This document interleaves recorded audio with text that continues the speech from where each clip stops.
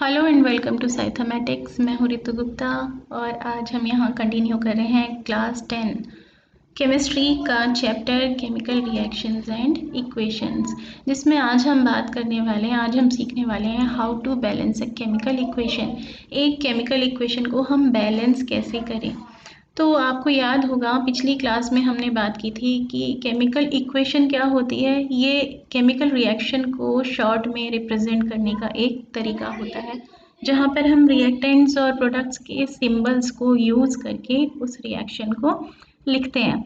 और हमने ये भी देखा था कि कोई भी केमिकल रिएक्शन अगर हो रही है तो वो हमेशा law of conservation of mass को फॉलो करती है। Law of conservation of mass यानी किसी भी केमिकल रिएक्शन में रिएक्टेंट्स का मास और प्रोडक्ट का मास हमेशा इक्वल होता है। इसीलिए जब भी हम कोई केमिकल इक्वेशन लिख रहे हैं तो हमें उसे बैलेंस करना पड़ता है।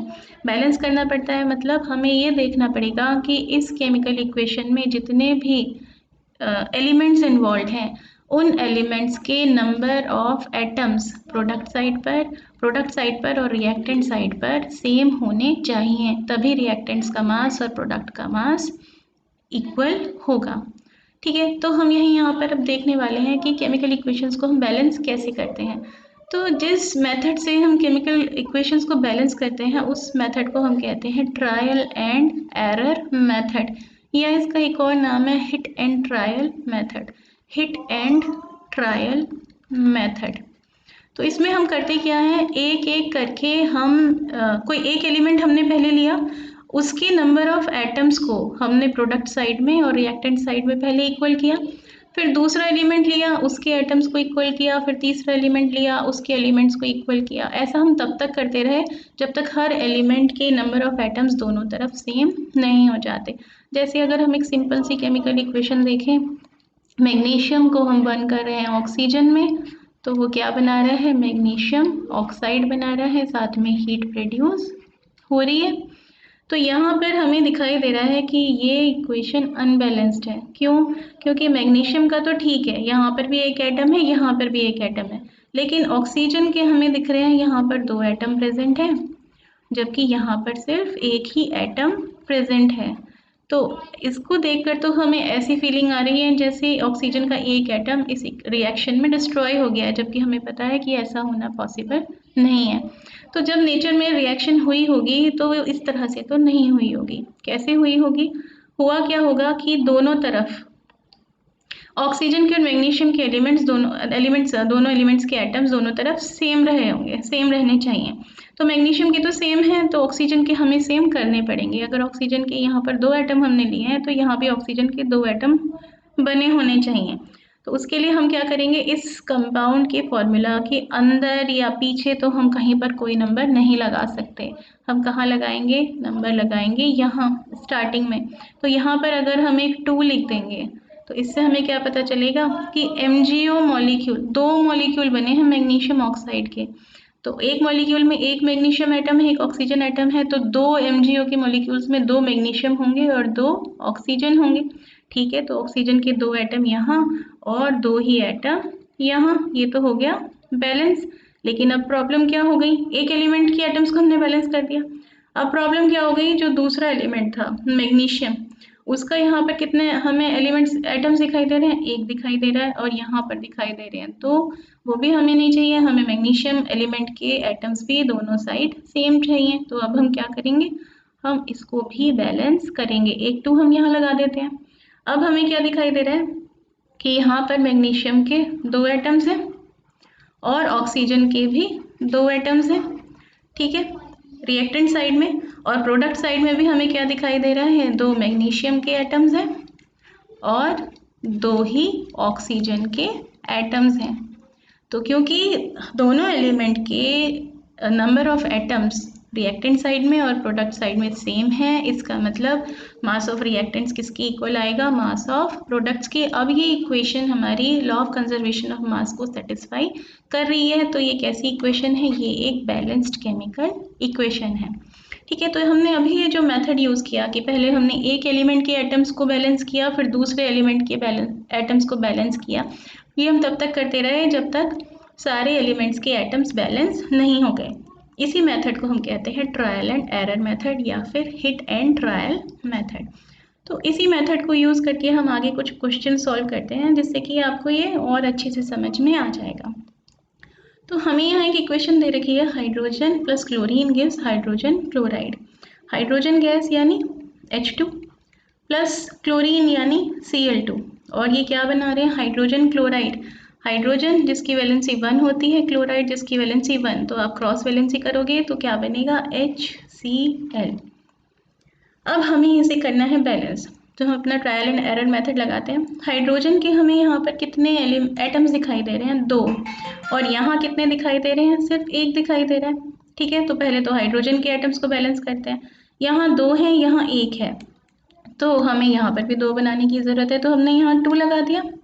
ठीक है, अब देखते हैं क्लोरीन को। क्लोरीन के यहाँ 2 एटम्स हैं, Cl2 लिखा है, और क्लोरीन के यहाँ पर भी कितने एटम्स हैं, 2 ही एटम्स हैं। तो ठीक है, हाइड्रोजन के भी 2 एटम्स हैं दोनों तरफ, और क्लोरीन के भी 2 एटम्स हो गए, तो हमारी इक्वेशन बैलेंस हो गई। नेक्स्ट देखते हैं barium chloride. Barium chloride, barium जिसकी वैलेंसी 2 है, क्लोराइड जिसकी वैलेंसी 1 है, तो क्रॉस वैलेंसी करके आप इसका फॉर्मूला बनाएंगे तो क्या बनेगा, Ba के साथ आएगा 1 और Cl के साथ जाएगा 2, तो ये बन जाएगा BaCl2 plus aluminium sulphate. Aluminium की वैलेंसी 3 और सल्फेट, ये जो पूरा आपके पास एक ग्रुप है, इसकी वैलेंसी है 2। आप क्रॉस वैलेंसी करोगे तो एल्यूमिनियम के साथ तो आ जाएगा 2 और सल्फेट के साथ में आ जाएगा 3। बना क्या रहे हैं, ये बेरियम सल्फेट। बेरियम की वैलेंसी 2, सल्फेट की वैलेंसी भी 2, क्रॉस वैलेंसी करके 2 2 ही आ रहा है, कैंसिल करेंगे, सिंप्लीफाई करेंगे तो क्या आएगा, बेरियम सल्फेट BaSO4, 2 से 2 कैंसिल हो जाएगा। प्लस फॉर्मूला बनाना तो आपको आता है, आपने 9th क्लास में ये सीखा हुआ होगा। एल्यूमिनियम क्लोराइड, एल्यूमिनियम की वैलेंसी दिखाई दे रही है 3, क्लोराइड की वैलेंसी दिखाई दे रही है 1, तो एल्यूमिनियम की 3 है, क्लोराइड की 1 है, आप क्रॉस वैलेंसी करेंगे तो Al के साथ 1 तो लिखने की ज़रूरत नहीं होती, और Cl के साथ आ जाएगा 3, तो ये बनेगा AlCl3। अब हमें इसे करना है बैलेंस। तो सबसे ज़्यादा हमें किसके यहाँ पर एटम्स दिखाई दे रहे हैं या मॉलिक्यूल्स दिखाई दे रहे हैं, सल्फेट ग्रुप को ले लेते हैं पहले। यहाँ हमें दिखाई दे रहा है कितने सल्फेट ग्रुप प्रेजेंट हैं, 3, और यहाँ पर कितने सल्फेट ग्रुप प्रेजेंट हैं, यहाँ पर सिर्फ एक ही सल्फेट ग्रुप प्रेजेंट है, तो पहले इसे ही बैलेंस कर लेते हैं। तो 3 सल्फेट ग्रुप हमें चाहिए, तो हम क्या करते हैं, यहाँ पर लगा देते हैं 3। ठीक है, अब यहाँ आपको दिख रहा होगा ये जो बेरियम है, यहाँ पर कितने हो गए, 3 हो गए, और यहाँ बेरियम कितने दिखाई दे रहे हैं, सिर्फ 1 ही दिखाई दे रहा है, तो इसे भी बैलेंस करना पड़ेगा। वो कैसे बैलेंस होगा, यहाँ भी हमें लगाना पड़ेगा 3। ठीक है, बेरियम भी बैलेंस हो गए, 3 3 हो गए। अब क्लोरीन पर आ जाते हैं। क्लोरीन कितने दिखाई दे रहे हैं हमें, 3 × 2 यानी 6 क्लोरीन एटम्स हैं, और यहाँ पर कितने दिखाई दे रहे हैं, यहाँ सिर्फ 3 क्लोरीन एटम्स दिखाई दे रहे हैं, तो अब हमें यहाँ पर भी एक 2 लगाना पड़ेगा। उससे क्या होगा, 2 × 3, ये 6 क्लोरीन एटम यहाँ पर हो जाएंगे। ठीक है, क्लोरीन भी बैलेंस हो गए। बचा क्या, एल्यूमिनियम। तो एल्यूमिनियम के यहाँ हमें कितने एटम दिखाई दे रहे हैं, 2, और एल्यूमिनियम के यहाँ कितने एटम दिखाई दे रहे हैं, 2, तो एल्यूमिनियम भी बैलेंस्ड यहाँ पर हो गया है। तो यहाँ क्या क्या हमें दिखाई दिया, बेरियम 3 3 है दोनों तरफ, क्लोरीन एटम 3 2 = 6, क्लोरीन एटम 2 3 = 6। ठीक है, एल्यूमिनियम 2 और सल्फेट ग्रुप 3, सल्फेट ग्रुप 3। तो ये हो गई हमारी equation balance trial and error method से। ठीक है, नेक्स्ट देखते हैं sodium plus water. Sodium plus water, ये क्या बना रहे हैं मिलकर, सोडियम हाइड्रोक्साइड। सोडियम की वैलेंसी 1 और हाइड्रोक्साइड की वैलेंसी भी 1, क्रॉस वैलेंसी आप करोगे तो क्या बनेगा, NaOH, sodium hydroxide plus hydrogen gas. ठीक है, प्लस हाइड्रोजन गैस। अब यहाँ पर आपको क्या दिखाई दे रहा है, अगर हम एक एक करके बैलेंस करना शुरू करें, हाइड्रोजन को देखें, अगर हम पहले, यहाँ हाइड्रोजन के 2 एटम हैं, और यहाँ हाइड्रोजन के कितने एटम हैं, कुल मिलाकर 2 यहाँ और 1 यहाँ, 3 हैं। अब यहाँ हम कोई भी नंबर लगाएं, हमें कभी भी 3 हाइड्रोजन के एटम नहीं मिल सकते, क्योंकि जो भी नंबर हम यहाँ लगाएंगे वो किससे मल्टीप्लाई होगा, 2 से मल्टीप्लाई होगा, तो हमें यहाँ पर तो कोई even number of hydrogen atoms ही मिलेंगे। तो ऐसे केस में हमें क्या करना पड़ेगा, हम यहाँ पर भी हाइड्रोजन एटम्स का नंबर पहले इवन करने की कोशिश करते हैं। तो 2 हाइड्रोजन यहाँ थे, 1 हाइड्रोजन यहाँ था, अगर हम यहाँ पर एक 2 लगा दें तो अब क्या हो जाएगा, 2 हाइड्रोजन के एटम यहाँ और 2 हाइड्रोजन के एटम यहाँ, तो टोटल हाइड्रोजन के कितने एटम्स हो गए, यहाँ पर 4 एटम्स हो गए हमारे पास हाइड्रोजन के। ठीक है, 4 तो हम यहाँ बना सकते हैं, तो हम क्या करते हैं, यहाँ पे लगा देते हैं 2, तो 2 2 ज़ा 4 एटम्स हाइड्रोजन के यहाँ पर हो गए। सोडियम को देखते हैं, यहाँ सोडियम का एक ही एटम है, अब यहाँ सोडियम के हो गए 2 एटम, तो हमें क्या करना पड़ेगा, यहाँ पर भी एक 2 लगाना पड़ेगा। तो सोडियम के भी यहाँ पर कितने एटम हो गए, यहाँ पर 2 एटम्स हो गए। ठीक है, और देखते हैं ऑक्सीजन को देखते हैं, ऑक्सीजन 2 ऑक्सीजन और यहाँ पर भी 2 ऑक्सीजन के एटम। ठीक है, तो आई थिंक ये तो बैलेंस हो गई है। कैसे, 2 सोडियम के देख लेते हैं, 2 2 एटम।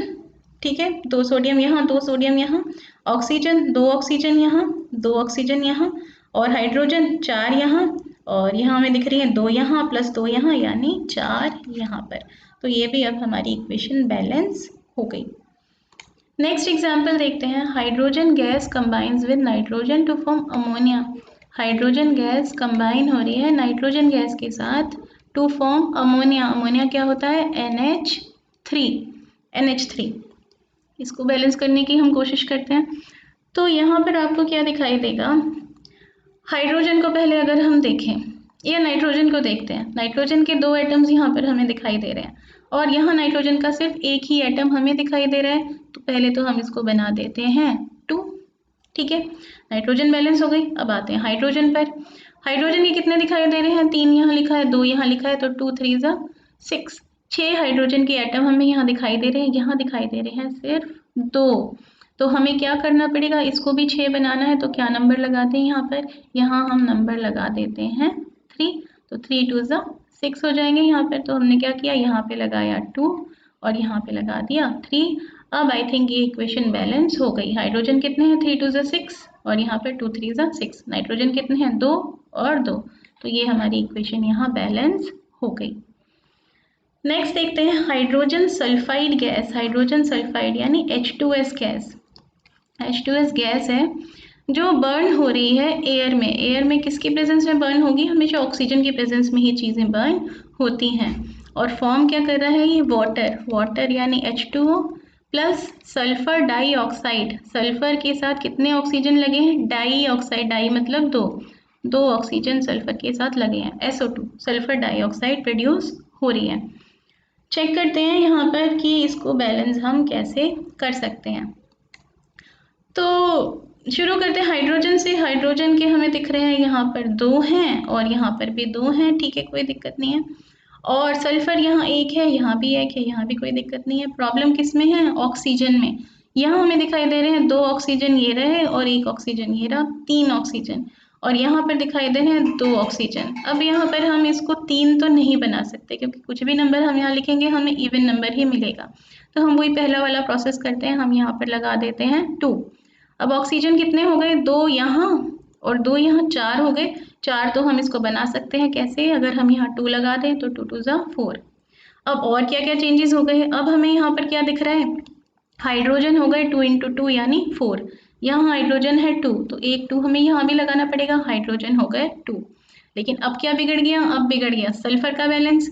तो सल्फर यहाँ कितने हो गए, सल्फर यहाँ 2 हो गए, सल्फर यहाँ पर सिर्फ 1 है तो यहाँ भी हमें 2 लगाना पड़ेगा।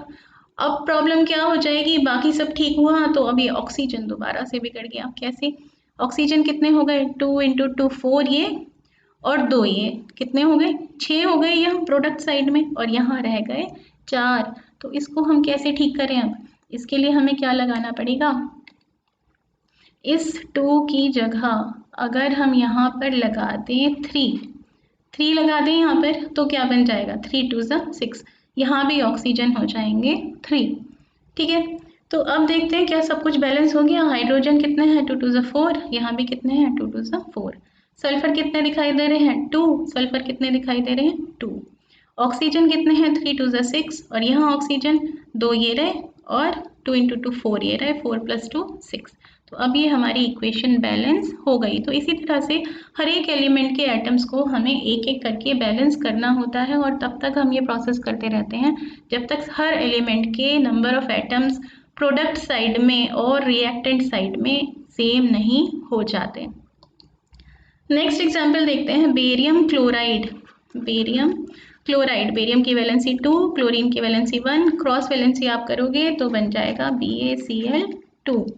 ये रिएक्ट कर रहा है एल्यूमिनियम सल्फेट के साथ, तो एल्यूमिनियम की वैलेंसी 3, सल्फेट की वैलेंसी 2, क्रॉस वैलेंसी आपने की तो क्या बनेगा फॉर्मूला, Al के साथ 2 आएगा और पूरे सल्फेट ग्रुप के साथ में क्या आएगा 3 आएगा। टू गिव क्या दे रहा है ये एल्यूमिनियम क्लोराइड, एल्यूमिनियम की वैलेंसी 3, क्लोराइड की 1, तो ये 3 जाएगा Cl के साथ में, तो बन जाएगा AlCl3 aluminium chloride. And a precipitate of barium sulphate, barium की वैलेंसी 2, सल्फेट की वैलेंसी भी 2, क्रॉस वैलेंसी की तो क्या आ गया Ba2SO4 का भी 2 आइज, इसको हमने सिंप्लीफाई कर दिया तो 2 से 2 कैंसिल हो गए, यहाँ पर आ गया बेरियम सल्फेट। और हमें बोला क्या है ये बन रहा है प्रेसिपिटेट, तो हम क्या करेंगे एक डाउनवर्ड पॉइंटिंग एरो यहाँ पर लगा देंगे या ब्रैकेट में हम इसके आगे PPT लिख सकते हैं, प्रेसिपिटेट की शॉर्ट फॉर्म। अब हम इसे बैलेंस करने की कोशिश करते हैं, तो एक एक चीज़ें लेते हैं। पहले सल्फेट खूब सारे हमें दिख रहे हैं, नहीं बैलेंस कर लेते हैं। यहाँ हमें क्या दिख रहे हैं, यहाँ हमें दिख रहे हैं 3 सल्फेट ग्रुप हैं और यहाँ पर कितने हैं, सिर्फ एक ही सल्फेट ग्रुप है, तो यहाँ तो हमें 3 लगाना ही पड़ेगा। 3 सल्फेट ग्रुप यहाँ हो गए, 3 सल्फेट ग्रुप यहाँ हो गए। प्रॉब्लम क्या हुई, यहाँ पर बेरियम के 3 एटम हो गए, यहाँ पर एक ही एटम है तो यहाँ भी हमें 3 लगाना पड़ेगा। अब यहाँ भी बेरियम के 3 एटम हो गए, यहाँ भी बेरियम के 3 एटम हो गए। एल्यूमिनियम को चेक करते हैं, एल्यूमिनियम के यहाँ 2 एटम है, यहाँ पर एल्यूमिनियम का एक ही एटम है तो यहाँ भी 2 लगा देते हैं, 2 हो गए, ठीक है। क्लोरीन को चेक करते हैं, 3 इंटू 2 कितने हैं, 6 क्लोरीन के एटम है और यहाँ 2 इंटू 3 कितने हैं, 6 क्लोरीन के एटम है, तो ये तो हमें लग रहा है अब ये हमारी बैलेंस हो गई है। चेक कर लेते हैं एक बार, सल्फेट 3 है, सल्फेट 3 है, बेरियम 3 है, बेरियम 3 है, क्लोरीन कितने हैं 6, क्लोरीन कितने हैं 6, एल्यूमिनियम 2, एल्यूमिनियम 2। इस तरह से हमने ट्रायल एंड एरर से इसको बैलेंस कर दिया। 9th एग्जाम्पल देखते हैं, पोटेशियम मेटल। पोटेशियम मेटल यानी सॉलिड होगा, रिएक्ट कर रहा है वाटर के साथ में to give potassium hydroxide, potassium hydroxide KOH, potassium की वैलेंसी 1, हाइड्रोक्साइड की भी 1, तो जब आप क्रॉस वैलेंसी करेंगे आपको क्या मिलेगा KOH प्लस हाइड्रोजन गैस, ठीक है, ऐसा कुछ हमारे पास है। बैलेंस करते हैं इसको, तो के तो हमें एक ही दिखाई दे रहा है, यहाँ पर एक पोटेशियम का एटम, यहाँ भी एक पोटेशियम का एटम। प्रॉब्लम हमें किस में दिखाई दे रही है सबसे ज़्यादा, H2 में, हाइड्रोजन में दिखाई दे रही है। यहाँ हमें दिखाई दे रहे हैं हाइड्रोजन के 2 एटम्स हैं और यहाँ 2 एटम तो ये रहे और एक एटम ये रहा, कितने हो गए 3 एटम हो गए। इसको हम 3 तो नहीं बना सकते क्योंकि जो भी नंबर हम यहाँ लिखेंगे 2 से मल्टीप्लाई होगा तो ये इवन नंबर ही आएगा। तो हम क्या करेंगे, जैसे हमने पिछले 2 एग्जाम्पल्स में किया था, हम यहाँ पर लगा देते हैं एक 2। अब टोटल हाइड्रोजन यहाँ कितने हो गए, 2 यहाँ हैं, 2 यहाँ हैं, तो ये हो गए 4। तो हम इसे बना सकते हैं कैसे, अगर हम यहाँ पर लगा दें एक 2, तो 2 2 × 4, 4 हो गए हाइड्रोजन के एटम्स और यहाँ भी 4 हो गए, ये तो बैलेंस हो गया। ऑक्सीजन देखते हैं, ऑक्सीजन कितने दिख रहे हैं, 2 दिख रहे हैं। यहाँ ऑक्सीजन कितने दिख रहे हैं, यहाँ भी 2 एटम दिख रहे हैं। बचा क्या पोटेशियम, पोटेशियम की यहाँ हमें दिख रहे हैं 2 एटम, यहाँ दिख रहा है सिर्फ एक एटम, तो हम क्या करेंगे यहाँ पर 2 लगा देते हैं। तो अब देखें हर एक एलिमेंट के एटम्स को अलग अलग देखते हैं, पोटेशियम के 2 एटम, पोटेशियम के 2 एटम, ठीक है, बैलेंस्ड है। ऑक्सीजन के 2 एटम्स, ऑक्सीजन के 2 एटम्स, ये भी बैलेंस्ड है। हाइड्रोजन के 2 × 2 यानी 4 एटम्स और हाइड्रोजन के 2 ये रहे और 2 ये रहे यानी 2 + 2 4 एटम्स, तो ये हमारी इक्वेशन हो गई बैलेंस। आगे देखते हैं, ये है हमारा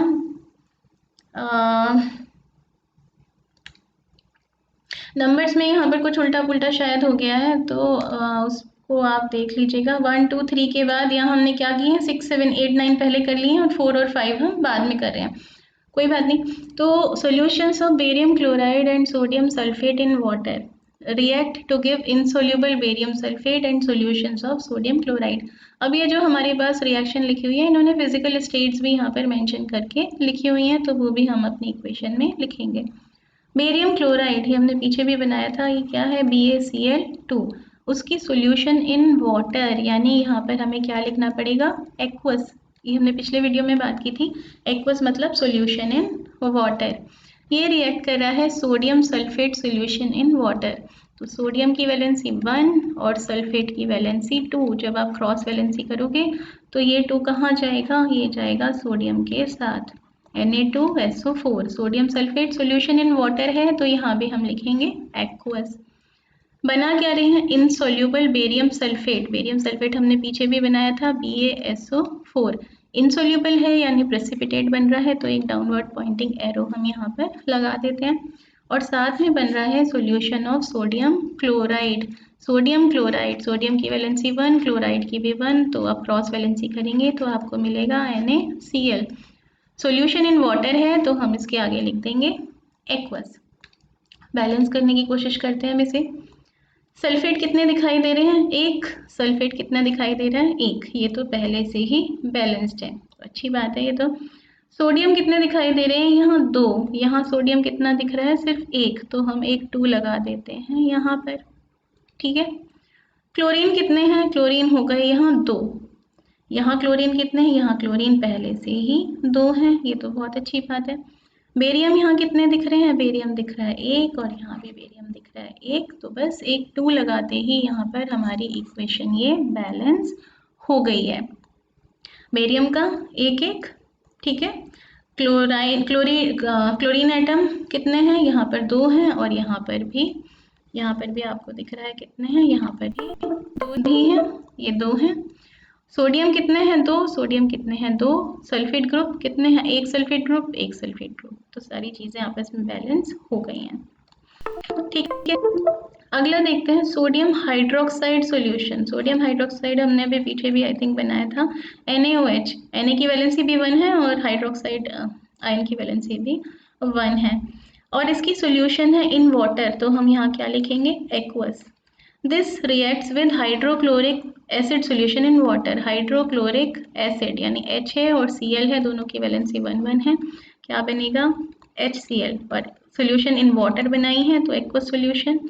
और ये क्या बना रहा है, ये बना रहा है सोडियम क्लोराइड सॉल्यूशन, जो हमने ऊपर भी बनाई थी, NaCl एक्वस, और साथ में बना रहा है वाटर यानी प्लस H2O।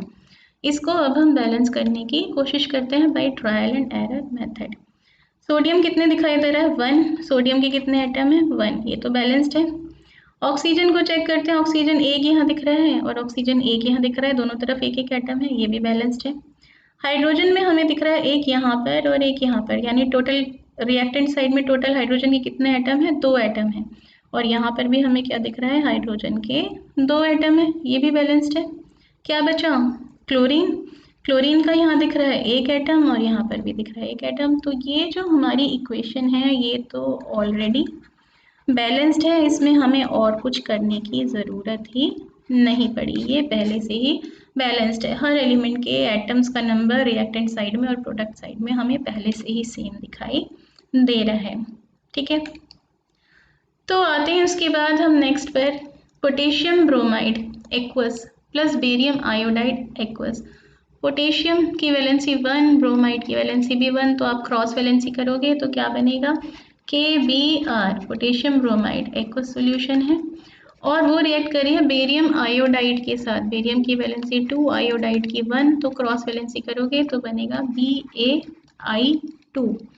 एक्वस सॉल्यूशन है इसकी भी, सॉल्यूशन वाटर। बना क्या रहे हैं, पोटेशियम आयोडाइड, दोनों की वैलेंसी 1 है, तो बनेगा Ki। Aqueous solution plus barium bromide solid. Barium bromide, barium की वैलेंसी 2 है, ब्रोमाइड की वैलेंसी 1 है, क्रॉस वैलेंसी करोगे तो ये 2 कहाँ जाएगा, ये जाएगा ब्रोमीन के साथ में, तो हमारे पास आ जाएगा BaBr2 सॉलिड। ऐसा कुछ हमारे पास है, इसको हमें बैलेंस करना है। पोटेशियम के यहाँ पर कितने एटम दिख रहे हैं? एक। यहाँ पर भी कितना दिख रहा है? एक। तो ठीक है, ये तो बैलेंस्ड है। लेकिन ब्रोमीन को अगर हम देखें, यहाँ हमें दिखाई दे रहा है एक एटम, यहाँ हमें दिखाई दे रहे हैं दो एटम। तो हमें क्या करना पड़ेगा? हमें यहाँ पर भी इसके दो एटम करने पड़ेंगे। यहाँ पर इसके दो एटम करते ही प्रॉब्लम क्या आ गई? ये जो पोटेशियम पहले बैलेंस था, अभी अनबैलेंस हो गया। यहाँ पर हो गए पोटेशियम के दो एटम, यहाँ रह गए हैं पोटेशियम का एक ही एटम, तो यहाँ पर भी हमें इसके दो एटम करने पड़ेंगे। ठीक है, पोटेशियम बैलेंस हो गया और ब्रोमीन बैलेंस हो गया। बेरियम को चेक करते हैं, बेरियम का एक एटम, बेरियम का एक एटम, ये तो बैलेंस्ड है। और आयोडीन के यहाँ कितने एटम दिख रहे हैं? आयोडीन के दिख रहे हैं यहाँ दो एटम, और यहाँ पर भी आयोडीन के कितने हो गए हैं? दो एटम। तो अब ये सारी चीज़ें बैलेंस हो गई हैं। ठीक है, तो क्या आ गया हमारे पास? 2 KBr plus Bi2 gives 2 Ki plus BaBr2, balance हो गई। नेक्स्ट देखते हैं, जिंक कार्बोनेट है सॉलिड, जिंक की वैलेंसी 2 और कार्बोनेट ग्रुप, ये भी इसकी वैलेंसी भी क्या है? पॉलीएटॉमिक आयन है, वैलेंसी क्या है इसकी भी? 2। क्रॉस वैलेंसी की 2 आ गया दोनों के साथ, सिंप्लीफाई कर दिया तो 2 से 2 कैंसिल, तो ये क्या बन गया? Zinc carbonate ZnCO3 solid. इससे क्या मिल रहा है हमें? जिंक ऑक्साइड, जिंक की वैलेंसी 2, ऑक्साइड की वैलेंसी भी 2, तो क्रॉस वैलेंसी करेंगे 2 से 2 कैंसिल करेंगे, बनेगा ZnO solid plus carbon dioxide gas. ऐसी कुछ हमारे पास इक्वेशन है, इसको हमें बैलेंस करना है। जिंक को चेक करते हैं पहले। जिंक का यहाँ कितने एटम्स दिख रहे हैं? एक। यहाँ भी कितना दिख रहे हैं? एक। ठीक है, तो बैलेंस्ड है। कार्बन यहाँ कितने दिख रहे हैं? एक। यहाँ भी कार्बन कितने दिख रहे हैं? एक। ऑक्सीजन यहाँ पे प्रेजेंट है 3, और यहाँ ऑक्सीजन 2 यहाँ पर और 1 यहाँ पर, मिलाकर कितने हो गए? 3। तो यहाँ हमें क्या दिखाई दिया? जिंक का एक एक दोनों तरफ एक एक एटम है, कार्बन का भी दोनों तरफ एक एक एटम है, और ऑक्सीजन की यहाँ 3 एटम है। ऑक्सीजन के यहाँ पर कितने हैं? 1 + 2 यानी 3 ही एटम है। तो ये तो पहले से ही बैलेंस्ड है, इसमें हमें और कुछ करने की ज़रूरत नहीं है। यहाँ पर हमें दिख रहा है कि हर एक एलिमेंट के number of atoms reactant side में और प्रोडक्ट साइड में पहले से ही सेम है, तो हमें इसमें और कुछ करने की ज़रूरत नहीं है। लास्ट एग्जाम्पल हम यहाँ देखते हैं, मैग्नीशियम हमें दिया हुआ है सॉलिड, मैग्नीशियम मेटल है, उसे हम रिएक्ट करा रहे हैं हाइड्रोक्लोरिक एसिड की एक्व सॉल्यूशन के साथ। हाइड्रोक्लोरिक एसिड पीछे भी हमने देखा था HCl, उसकी एक्व सॉल्यूशन के साथ में हमने इसको रिएक्ट कराया। क्या बन रहा है? Magnesium chloride. मैग्नीशियम की वैलेंसी होती है 2 और क्लोराइड की वैलेंसी 1। क्रॉस वैलेंसी करेंगे तो 2 जाएगा Cl के साथ में, तो MgCl2, इसकी भी एक्व सॉल्यूशन हमें गिवन है, और साथ में बन रही है हाइड्रोजन गैस यानी H2, यहाँ पर गैस फॉर्म हो रही है। इसको हम बैलेंस करने की कोशिश करते हैं। मैग्नीशियम कितने दिख रहे हैं? यहाँ एक एटम है, यहाँ भी एक एटम है। लेकिन अगर आप क्लोराइड के देखेंगे तो यहाँ पर कितने हैं? एक एटम है, और यहाँ क्लोराइड के दिख रहे हैं 2 एटम।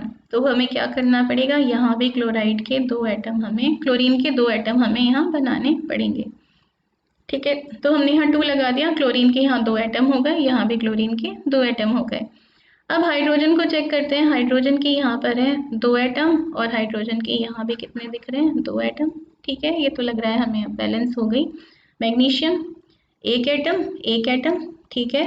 हाइड्रोजन के 2 एटम दिख रहे हैं, हाइड्रोजन के 2 एटम दिख रहे हैं, ठीक है। क्लोरीन के यहाँ पर 2 एटम दिख रहे हैं, और क्लोरीन के यहाँ पर 2 एटम दिख रहे हैं। तो हर एलिमेंट के number of atoms reactant side में और प्रोडक्ट साइड में हमें दिखाई दे रहे हैं इक्वल। इसका मतलब क्या है कि अब ये हमारी इक्वेशन बैलेंस हो गई है। ठीक है, तो इस तरह के बहुत सारे प्रॉब्लम, बहुत सारे क्वेश्चंस आपकी NCERT में पीछे दिए हुए हैं, तो उन सबको आप सॉल्व करने की कोशिश करेंगे। ठीक है, किसी में आपको प्रॉब्लम आती है तो आप कमेंट में मुझसे डाउट पूछ सकते हैं। तो नेक्स्ट वीडियो में हम क्या पढ़ेंगे? नेक्स्ट वीडियो में हम पढ़ने वाले हैं टाइप्स ऑफ केमिकल रिएक्शंस के बारे में। तो तब तक के लिए बाय, टेक केयर।